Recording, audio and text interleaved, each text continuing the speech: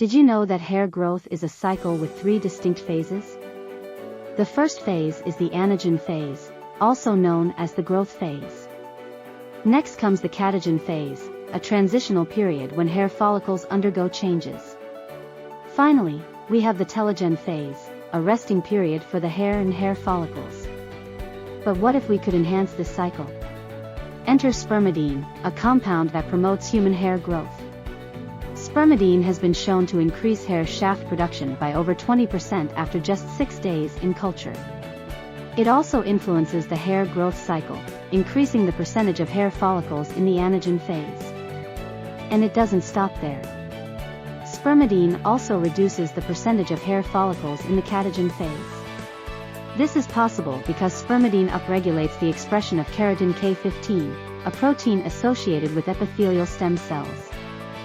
So, what does this mean for your hair?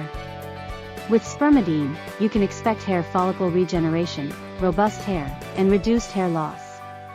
Spermidine scalp repairing hair serum offers these benefits with a prolonged release of spermidine for 48 hours. It's not just a serum, it's a 3-in-1 solution for your hair. And it even has a favorable effect on the scalp microbiome.